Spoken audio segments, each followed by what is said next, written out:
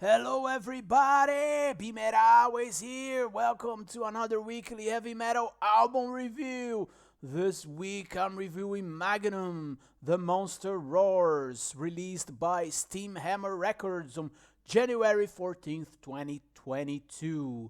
Now, Magnum are an English hard rock band formed in Birmingham by Tony Clarkin, the guitar and songwriter, and Bobby Catley on the vocals. They have undergone several changes in personnel over the years. However, the core of Catley and Clarkin remains. Their debut album was released back in 1978, so veterans in hard rock. The album Chase the Dragon from 1982 and On a Storyteller's Night from 1985 are considered their best slash most important albums. In recent years, my favorite album is Sacred Blood Divine Lies from 2016. Now, The Monster Roars is their 22nd studio album. That's quite impressive. I don't know how many bands have such an extensive catalog, but I don't think that many. As a reference, I checked, and the Rolling Stones have 30 albums, and they are one of the oldest bands in activity today. So, anyways, veterans, very experienced band for a long time on the road and release albums, and the new effort follows The Serpent Rings from 2020. And this new album features a whopping collection of 12 songs in 1 hour. Over the last 2 decades, the band has been very consistent in not only release an album every other year, but also maintaining their trademark sound.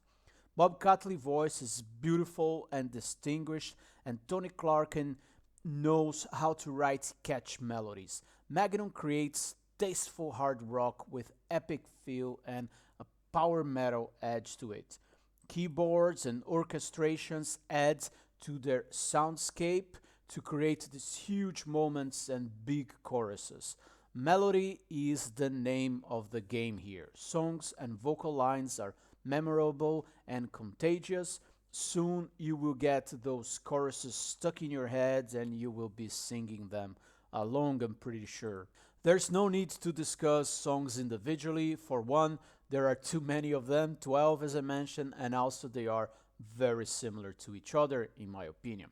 With that said, some are more upbeat, like the title track and the track Remember, and others are mid tempo and more melancholic, with some stylish string quartets on the background, as in the single I Won't Let You Down.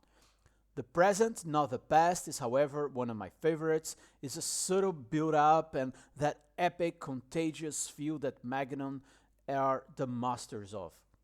Very groovy and catchy choruses in this song. Now, there is one curveball on this album, and that is No Stepping Stones. Not that I love this song, but I do appreciate that they did something a little bit different. When the song started, for the first time I was listening to the album, I thought I had pressed a button and was listening to another band, more specifically something like the Glenn Miller Orchestra. It's weird but interesting, so I liked that they did that. When it comes down to the vocals, Bob is a legend. How does he still sound so good after 50 years is beyond me. The guitar work is effective but rarely takes the central stage, and the production is again modern, clear, and pristine, similar to the last albums. Now, if I'm being picky here, the no-brainer criticism here is that the album is more of the same, meaning there's very little new things in this album that we haven't heard before from this band. The last few albums all blend in together, and the main difference just comes down to songwriting and personal connection to the songs and the album. The other thing for me is that the album is way too long in both minutes and a number of songs. So some songs like The Freedom Word were not really necessary to be in there. If we wrap up my opinion here, Magnum delivers what you would expect from them. High quality hard rock with big choruses, addictive melodies, and tasteful guitar work. The band doesn't venture outside their comfort zone, so no surprises really. You know what you're gonna get, and that's very similar to previous albums. The good news is that it's all high quality music writing and execution. Therefore, it's a good album, 81 out of 100. Old time fans can go for it, and for the new fans, this is as good as any of the latest records. So that's all for me here. Thanks for being here, from listening, and BeMetalways.